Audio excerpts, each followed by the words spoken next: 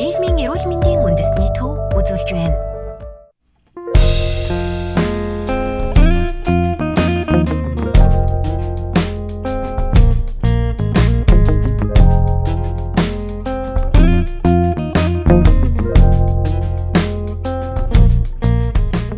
Сайн байцгаана уу? Нийгмийн эрүүл мэндийн үндэсний төвөөс та бүхэнд бэлтгэн хүргэж байгаа цоврал зөвлөмжийн маань ээлж цаг болсон байна. За өнөөдрийн зөвлөмжийг хүрэхээр манай Тархавзуу шуурхай удирдлагын албаны дарга Баярмаа хүрэлцэн ирсэн байгаа.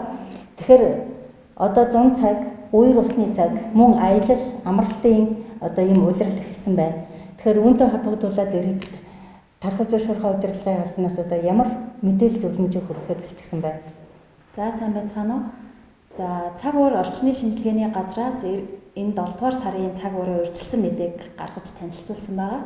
За тэгэхээр энэ 7 дугаар сард бол газар тариалангийн бүс нутаг буюу төвийн бүс нутагуудаар бол үер ус хурд хүндэс ахиу өмнөх жилүүдийн дунджаас ахиу орох. За энэс одоо үүдээд үер уснаас болгоомжлох юм заавар зөвлөмжийг гаргасан байна. За харин одоо Монгол орны өмнөд хэсэг буюу говийн бүсийн нутгаар бол хурд хүндэс багтаа харин одоо наршилт хит халах ийм эрсдэл бас үүсэх болцсошгүй байгааг анхааруулсан байгаа. За үүнтэй холбоотойгоор иргэд маань ялангуяа баяр наадмын амралтын өдрүүдэд хөдөө гадаа их явах за гол усны одоо зугаалах амрах иймэрхүү одоо бидний амьдралын хэв маягтай учраас за ингэж явахдаа энэ цаг агаарын мэдээг одоо урьдчилсан мэдээг урьдчилж үзэх за үүнтэй холбоотойгоор өөрсдийнхөө аялал зугаалга амралтаа зөв төлөвлөх за эрсдлээс урьдсан сэргийлэхийг бол ямагт санаж ах хэрэгтэй. Бэлтгэл маш чухал гэсэн үг тийм. Бэлтгэл маш чухал. За тэгвэл хоёулаа эхлээд үер устгаа холбоотой зөвлөмжүүдээ өгөө дараа нь наршилттай холбоотой зөвлөмжүүдээ өгөө тийм. За үер ус маань бол яг энэ байгалийн буюу одоо хит их бороо хурд хүндэс орсонтой холбоотойгоор гол мөрний айс хав өмнөх одоо тэр жилүүдийн дунджаас их болох за өөрийнхөө одоо айс хаваа халих иймэрхүү одоо зөвлөдөөс болж ард иргэд маань одоо тухайн үед бага насны хүүхэд болон за согтуугаар машин барих эсвэл одоо гол ус айс хав дагаж одоо аялал зугаалах үедээ одоо үер усны аюулд өртөх иймэрхүү эрсдэл бас үүсдэг байгаа. За мөн нийслэл хотод Улаанбаатар хотод маань энэ үер усны жалга дагсан зөвшөөрлгүй газар байгаа айл өрх болон албан байгууллага маань үер усны одоо хашлаг хаалт хийгээгүйгээс бас үер усны гамшиг төртөх гэсэн иймэрхүү одоо эрсдлүүдийг бол үүсэхийг үгүйсэхгүй байгаа. За тэгэхээр энэ үер усны үед болохоор бүгдээрээ хамгийн гол нь урьдсан сэргийлэх хэрэгтэй. За урьдсан сэргийлэхээр аялал зугаалгаар явж байгаа бол аль болох бага насны хүүхэдтэй хүмүүс за албан байгууллагаараа ч юм уу тэр одоо гол мөрний айс аваас аль болох 100-аас 200 метрийн зайтай буух за хүүхдэд тоглуулах хараа хяналттай байлгах.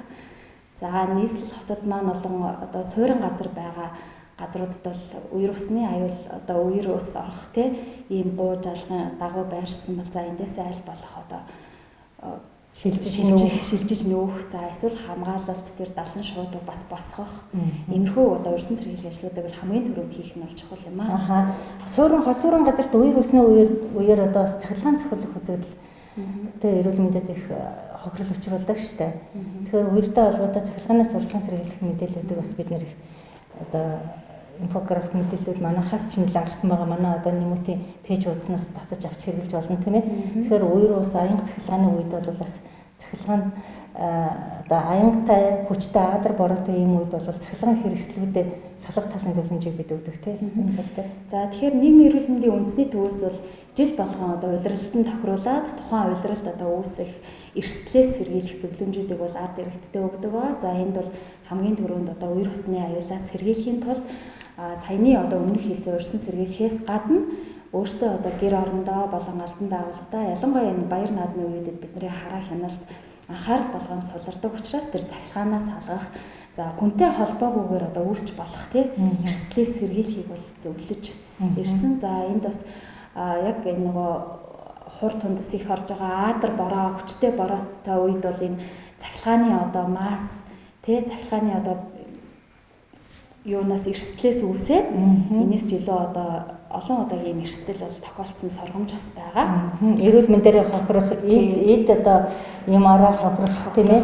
Тэгэхээр байгууллагын хувьд бол олон хоноогоор одоо амралтын өдрүүд үргэлжлэх учраас хариуцлагатай жижигрүүдийг томилох яг хувь хүн болго өөрийнхөө хэрэгжилж байгаа цахилгаан хэрэгслүүдэд бүгдийг их усээрээс нь салгаж орхих гэх мэтчлэнгийн одоо бас тийм үйлдэлүүдийг анхаарч урчилж тийм арга хэмжээг авах юм байна тийм ээ. Тийм байгууллага гэхээс байгууллага болон хувь хүн гэртээ ч гэсэн байнга ер нь энэ цахилгааны масс болон яг энэ цахилгааны аюулгүй байдлыг өдөр тутамдаа шалгаж байх ёстой. За хэрвээ одоо ямар нэгэн байдлаар шалбарсан ч юм уу цахилгааны эрсдэл үүсгэр байх юм бол тэрийг одоо бүрэн бүтэн болгох засал сэлбэх ажлыг хийх ёстой. За мөн баяр наадмын амралтын өдрүүдэд байгууллагууд маань хариуцлагатай жижүүр томилох, хариуцлагатай жижүүр нь өөрөө хариуцлагатай байх. Одоо алтан байгууллагатай аюулгүй байдлыг бас ахиулах юм бол шаардлага бол жилийн дөрвөн үйлдвэрлэлд үүсдэг. Ялангуяа энэ зуны үйлрэлд бол үер уснаас болоод гэлтгөө одоо цахилгааны гэмтэл доголдол гарахыг бол үгүйсэв. Тэр нүүд суух айлууд гэж энэ эрсдэлтэй газар буусан айлууд гэж энэ гоо жалгасхад нь бас өндөр хүчтэлийн одоо шонтой ойрхон байх эсвэл одоо цахилгааны их усүртэй ойрхон байгаа айлууд бол бас байршлаас салхих нь зүйтэй те зөвхөн бороо ус гэлтгөө. Бороо усны үед бол тийм байршлал бүр их аюулыг дагуулдаг. Тий. Энэ яг үер усны одоо гоо жалга буюу зөвшөөрлгүй газар байрлаж амьдран сууж байгаа хүмүүс бол тухайн одоо зөвхөн үер уснаас гадна энэ цахилгааны одоо цацрагийн аюул төртөх тий цацрагийн одоо хооронд өртөгч гэдэг юм уу иймэрхүү одоо хүний биеийн эрүүл мэндэд сөрөг нөлөөтэй учраас одоо зөвшөөрдөггүй байгаа. Тийм учраас өөрсдөө болон өөр хүүхдээ эрсдлээс сэргийлэхийн тулд зөвшөөрөлтэй газар аюулгүй газар амьдрахыг зөвлөж байгаа. За хоёулаа наршилттай холбоотой мэдээлэл үргэлжлүүлдэг хөлөө тийм ээ.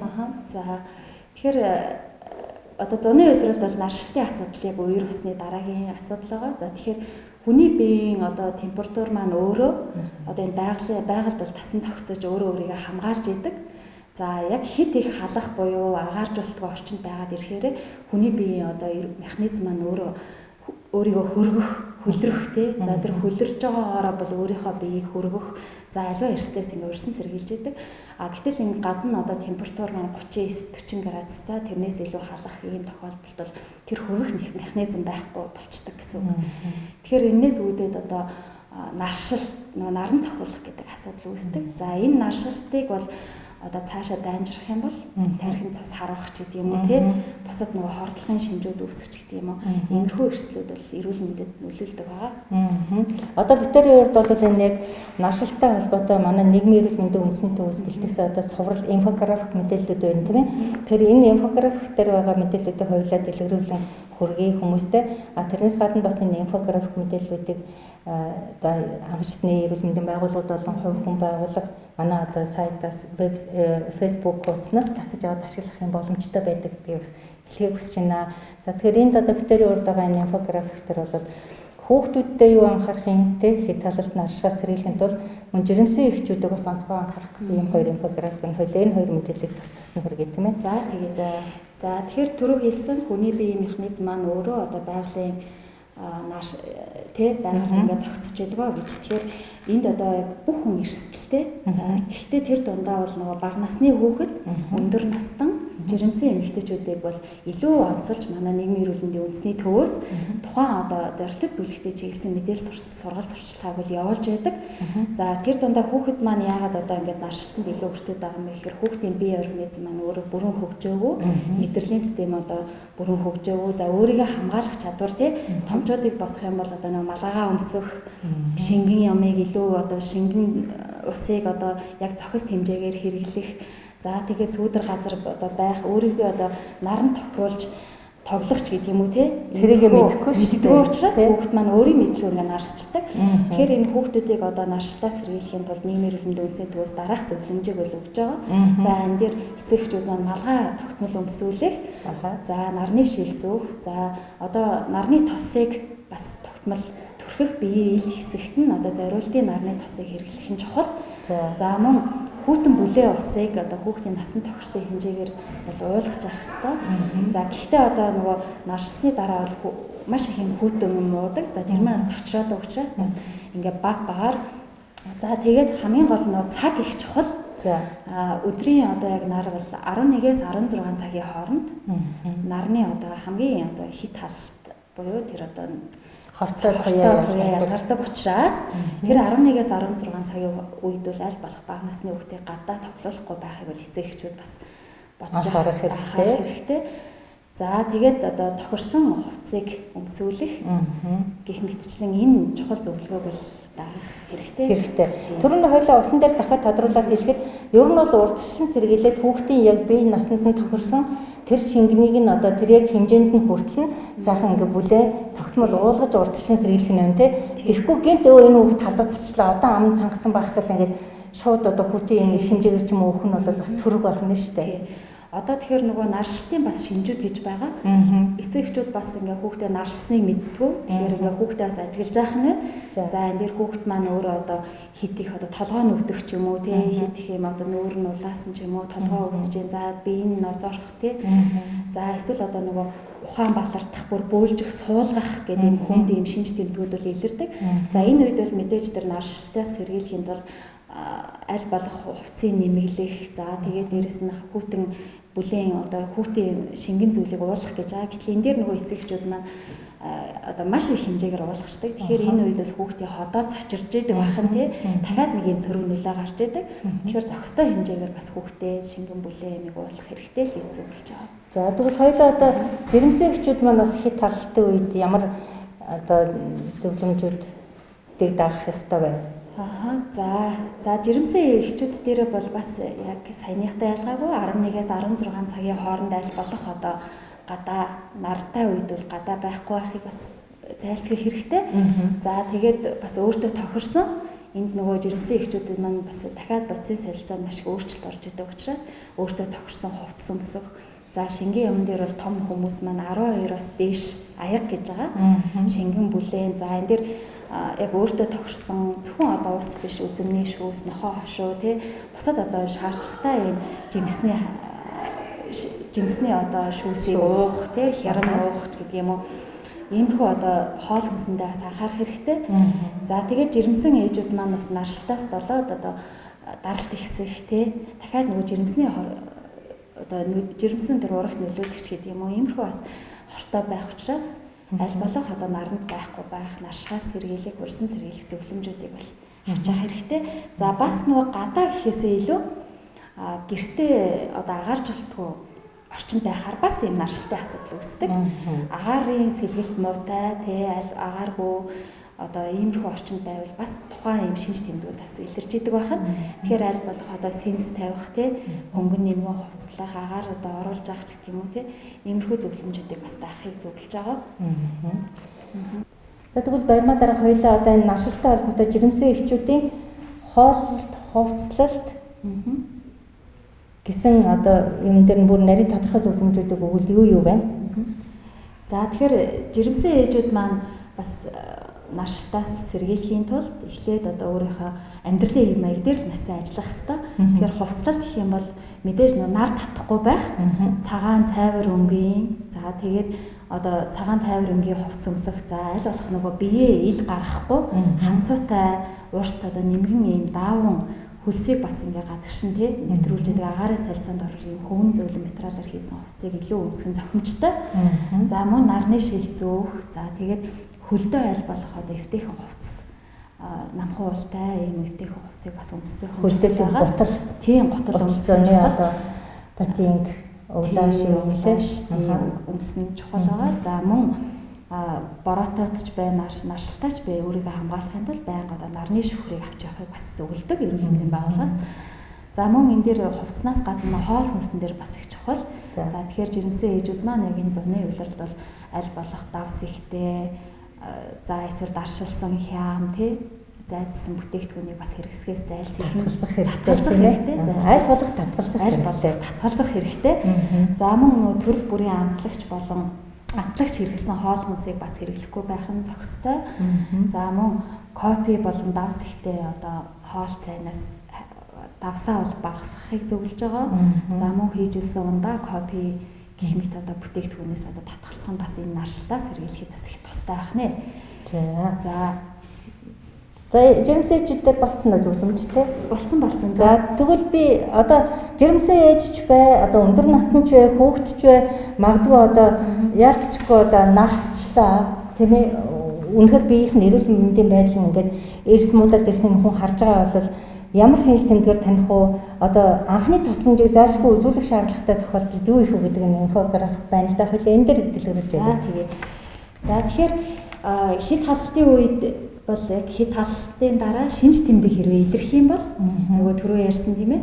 Одоо нийтлэг энэ шинж тэмдгүүд буюу одоо хүүхэн хараа өргөсөн, ухаан балардах, толгоо эргэх тийм хамраас цус хамраас үзэгдэл айгүй түгээмэлээд тийм хамраас цус гоож огуулж бөөлж огуулж бөөлж булчин өвдөх за тэгээ арьс хуурайших нүүр улаах тийм гих мэтчлэн одоо энэ наршилтын шинж тэмдэг илэрх юм бол хамгийн түрүүнд юу хийх вэ гэхээр энэ 6 зөвлөмжийг бол зөвлөж байгаа. За эхний удаа бол өртсөн хүнийг бол аль болох юм сэрүүн газар оруулах хэрэгтэй. За сэрүүн газар буюу сүүдэр газар байлгах хэрэгтэй. За тэгээд хэвтүүлээд энэ толгойг өндөрсгөж дэрлүүлэх хэрэгтэй. За мөн хувцсыг нэмэлэх хэрэгтэй. Аль болох нэмхэн хувцс өмсүүлэх. За тэгээ хүүтэн чихтэй альчуураар буюу одоо том юм альчуураар одоо хүүтэн усанд ороод ороохч тийм үү эсвэл жин тавих тий. За гэрийн нөхцөлд шүршүрт оруулах гэх мэтийг бол зөвлөдөг. Тэр хүн хэрвээ өөрөө одоо тэгж шүршүрт орох боломжтой байвал за мөн одоо хамгийн их халдаг хэсэг буюу толгоо, дагц, хүзүүнд бол хүүтэн жин тавина. За тэгээд шингэн зүйлийг уулгах хэрэгтэй. За ингээд энэ одоо арга хэмжээнүүдийг аваад 30 минут ажиглах хэрэгтэй. За хэрвээ энэ 30 минутаас илүү одоо энэ шинж арга хэмжээг авсны дараа биеийн байдал дээрхгүй шинж тэмдэг хэвээр байх юм бол яаралтай төрийн тусламжийн төв буюу 103-т хандах хэрэгтэй. За эсвэл одоо ойролцоох өрхийн эрүүл мэндийн төвийнхаа эмчид хандах гэх мэтлэн эрүүл мэндийн байгууллагад яаралтай хандах хэрэгтэй гэж зөвлөж байгаа. За тэгвэл бид одоо давхар шуурга удирдлага албан даага Баярмаатайгаа хамтраад энэ зуны уран дулаан үе тэгсэн хэрнээ бас их үер устай үе. За тэгээд амралт аялалгээд хөдөө гадаа явдаг. За тэгээд зарим бүсүүдээр хитэх нартай байх гэх мэт энэ байгалийн одоо эрүүл мэндэд сөрөгөөр нөлөөлж болцсохгүй энэ нөхцлүүдэд хэрхэн иргэд тааруулж бэлтгэлээ хангаж тэмээ өөрсдийнхөө эрүүл мэндийг ойр дотны хүмүүсийн эрүүл мэндийг хамгаалах гэдэг энэ зөвлөмжийг хүргэлээ. Тэгэхээр манай Тархав зүй шуурга удирдлага албанаас бас иргэдэд зориулж энэ тарган давхлын идэвхжлийн үеийн мэдээлэл зөвлөмжүүдийг бас хүргэдэг байгаа. Тэгэхээр дараагийнхаа зөвлөмжөөр бид энэ тухай мэдээллийг иргэдэд хүргэнэ гэж бодож байна. За баярлалаа. За баярлалаа. Нийгмийн эрүүл мэндийн үндэсний төв